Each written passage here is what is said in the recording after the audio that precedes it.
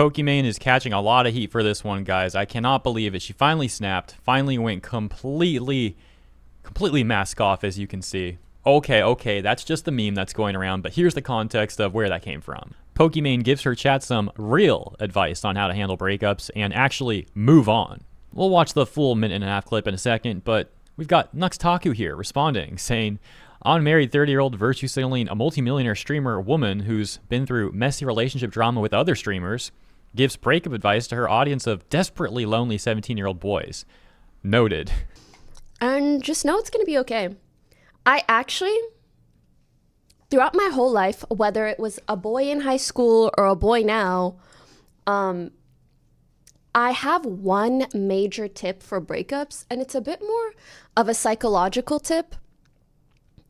It's not like a focus on yourself, go to the gym. Everybody hears that shit. Okay, let me tell you a tip that, like, you're gonna feel like you're mind controlling yourself a little bit, okay? It's a practice called noting. And basically what it means is, you know, when you go through a breakup and like you can't stop thinking about them, you're like, oh, I'm so depressed and I wish this and I wish that and I wish I did this and I wish they did that and blah, blah, blah, blah, blah, blah. As soon as you feel good about yourself, as soon as you laugh, as soon as something good happens, take note. Like literally think to yourself, be like, oh, I just laughed and for the last 5 minutes, I don't know, I was looking at some funny TikToks and I didn't think of them. Like think really hard and be like, oh wow, that happened and I forgot about them. And something about that just solidifies like this new mindset of yours. And I find that works so well. And then you'll keep going back to this place and you note it and you're like, wait, I can feel better. Wait, I can laugh. Wait, I can be happy. I can blah, blah, blah. And before you know it, there's more of those moments than the sad ones. So I suppose it's fine advice. I mean, it's really simple, actually. The TLDR of what she said is like, try to focus on positive things, not the negative things, right? Quick TLDR.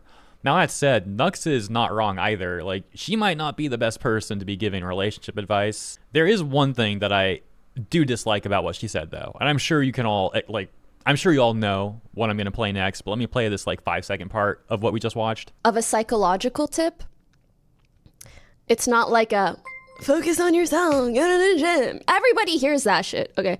So yeah, clearly her phrasing about like focusing on yourself and going to the gym is negative. Like she is disparaging that advice and acting like her advice is so much better, which is funny for 2 reasons. One, first of all, her advice about trying to focus on positives, that can be linked to going to the gym, dude. If you had a bad day and you go to the gym and then you're happy about your workout and the people you see there and stuff, that quite directly leads to like being able to focus on positive things. So she's kind of like running circles while acting like she's above that.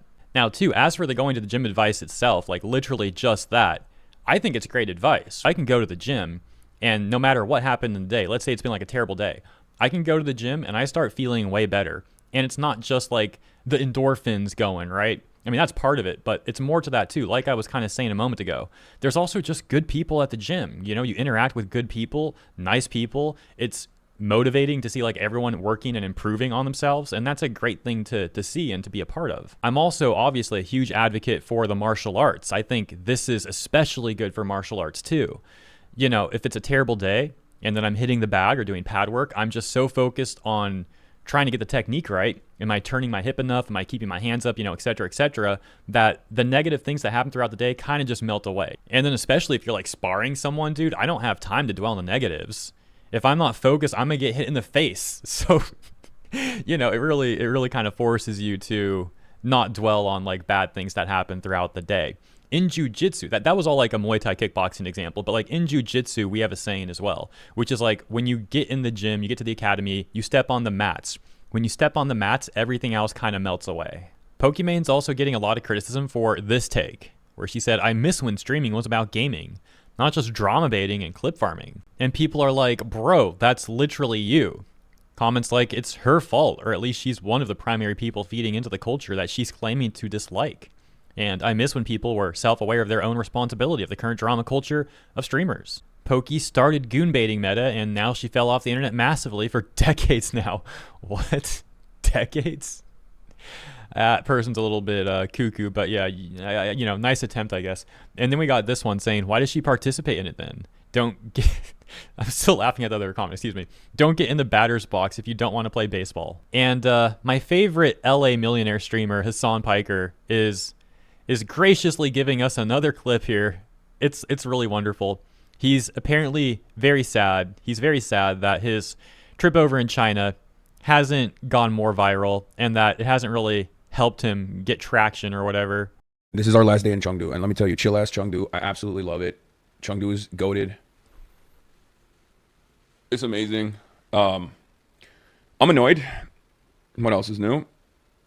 I'm annoyed with my output. No Instagram posts. I just focus so much on streaming. And I rely too much on the Hasan industrial complex. I don't post anything. I don't post anything on my fucking Instagram. I don't post anything on my TikTok. Or I guess my TikTok team is just slow to pull the trigger, which is kind of shitty. But what are you going to do? You really love to see the dude who acts like he is the greatest champion of the common worker literally going on stream and insulting the people that he's paying, the people that are working for him. And he takes that even further later in the clip. Let's continue. But like we've been pumping out so much endless amounts of content, like literally nonstop. Every single day. And I feel like I'm not circulating it enough. So I'm frustrated on that front. Why are you worried about posts on IG and TikTok? As you said, you pumped a lot of content. They're endless streams. Okay. Here, well, let's do a little inside baseball. I am currently trapped in an ecosystem where I'm basically an island. Okay? I have a lot of friends, and it's great. And that island is big. It's very big. It's one of the biggest islands in the streaming world, right? It's one of the top 10 largest islands, but it's an island nonetheless. And the problem is we're partitioned off from the rest of the world. We're partitioned off from the rest of the world because anytime this island travels, like the natives of this island travel to other islands, okay? And to show friendship and collaboration, the enemy islands come in and seize in on the waters and start making it, uninhabitable for all of the other surrounding islands. Basically, what I'm trying to say is, in order for this community to just not stay the same fucking size and consistently expand and spread the good gospel of socialism, I have to expand. Right now, I'm not doing enough on that front. Yes, you need more TikTok editors. 5 TikToks in 11 days is not good enough. Yeah, we should have been putting out 30 TikToks a day. I'm going to tell Austinox to hire one of these like clip farms. We should have been putting out 30 TikToks a day. We would have had at least like 10 of those 30 go super fucking omega viral. Shoulda, coulda, wouldas. It don't matter. Quality over quantity, bro. I get you. No. On TikTok, it's not quality over quantity. On TikTok, it's about speed, and it's about pumping it. It's about flooding the base, flooding the zone. Yes, like I said earlier, nothing says I'm a champion of socialism and the workforce like disparaging the workforce. That's my workforce. Oh my gosh, I could have phrased that better, but it's just freaking funny. You get the point. I don't know what's going on with these streamers, but Ludwig is also mad. So we've got XQC calls out Pokimane and the rest of the Twitch aristocracy for their farming of anti-gambling content and current day silence on the matter.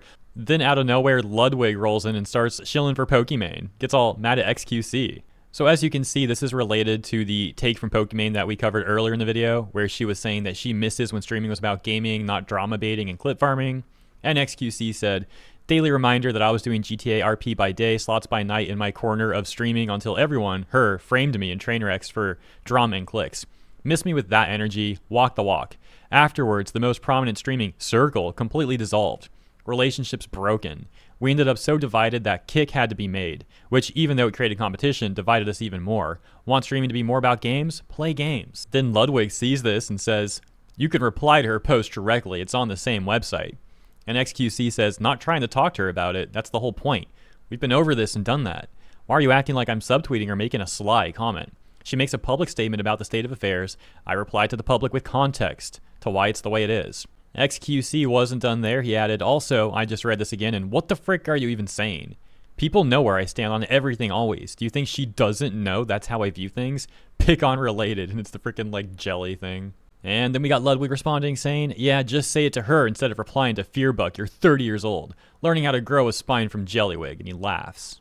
Now, I find this especially funny because there is a clip of Ludwig that's going viral right now that I'm going to show you next, where this very successful streamer that I've never heard of, but is like 16 years old, was flirting with Cutie Cinderella, but like not directly. You know, he was complimenting her on his stream, but clearly in a flirtatious manner. And Ludwig got extremely upset at this, talking about how he wants to like beat the kid up if he wasn't 16. And it's like, just the other week, we had a clip of of Cutie Cinderella, talking about how Hasan was like trying to show her his package, right? And Ludwig seemed like he didn't care at all about that. But when it's a 16-year-old, suddenly he's going to act like a real tough dude. Like, oh, I'm going to protect my girlfriend. But when it's Hasan, he's full on with like the shock collar on, right? Like the dog meme. So just for context, if you haven't seen the Cutie Cinderella clip I mentioned, I'll play that one first. It's only like 30 seconds. And then I'll play the new one. And just compare how he acts in both of these clips. Hasan. Naughty. Hasan is naughty. Addicted Yeah. to Zins. Addicted to Zins, posts his package online, tells his friends to Disgusting. look at it. Ew. He also, during Fear and, he put on his costume and he came in and he said, you could see my dick in this. And I said, Hasan, I'm not looking. And then he proceeded to hump the air and he said, look. And I said, I'm not looking. That's crass. And then Will did the same thing. They both really Blood, wanted me to see their You don't think it's penises. weird that Cutie's female friends are trying to make her look at their penises? Or you mean her You male mean friends? Male Her friends. male friends? Sorry, that is what I meant. Yeah. Okay, so that's even worse, actually. It wasn't even just Hasan. It was two different dudes, two men trying to expose themselves to Cutie Cinderella, and that's how he acts. Now, once again, compare that to this clip. Cinderella looked mad good. She looked mad. I ain't like Cutie Cinderella looked mad good. In that motherfucker stream. Girl. I don't know who did you hear that day? Your makeup. Whoa. Cause bitch, you look good as fuck. You feel me? I'm like, hold on. I'll play in the snow, but not like that. But it had to just, you feel me? Like, she was looking mad good. Breakout streamer of the year. How you doing? She wants some shit like that, like breakout streamer of the year. You feel me? Like I'm like, you feel me? Embracing being old, man. Time It to is what it change. is, man. I had a 16-year-old who was coming at my girl yesterday, and I can't do shit about it. Damn. Yeah, because then you'd I be know. like, you're a grown ass man. Hate. Damn. Yes, I can't do shit. I have to fight. It's a 16-year-old. What am I supposed to do? All right. Who's a 16-year-old? I'll do it. Have you heard it? His name's Rakai. What did you heard of Rakai him? do? He was saying he was talking about Cutie's looks. He was saying that she was, you know, like she was I don't know what the exact words. Bro. Gorgeous, beautiful. Oh. He's making moves on my girl, and what am I supposed to do? He's a 16-year-old. That's shit. Yep. Yeah. Welcome to my life, bro. I mean, tough wait. spot. What did he say? He just said that she's beautiful. I feel like that's not that crazy, right? It wasn't that innocent. It was worse. It was a little worse than it wasn't like, oh, she's so pretty. So if you and Rakai are in a room right now, what are you doing? He's 16. I'm doing nothing. You a better man than me. I would have put him on the ground, man. Hey, welcome to prison. So yeah, that 16-year-old Ricard probably didn't even know that Ludwig is dating Cutie Cinderella because he sure doesn't act like it. And like he's gonna crash out on that 16-year-old, talking about like, oh, if he was older, I would totally fight him. Yeah, sure. And you know what? I think that 16-year-old, I think Ricard has a better shot at winning that fight anyways, just saying. So yeah, there's that. But then when there's two different grown men, Hasan and that other person, I forget who they said it was, like exposing themselves, trying to expose himself to Cutie Cinderella and get her to look at their you-know-whats, Ludwig is like literally I sleep. It's like I sleep from the meme. That's how indifferent he seemed about that. Like he didn't care. It was like I sleep, right? Let me know what you think about all that. That's the end of the video, guys. Hope you enjoyed this one. Have a great rest of your week, and I'll see you in the next video.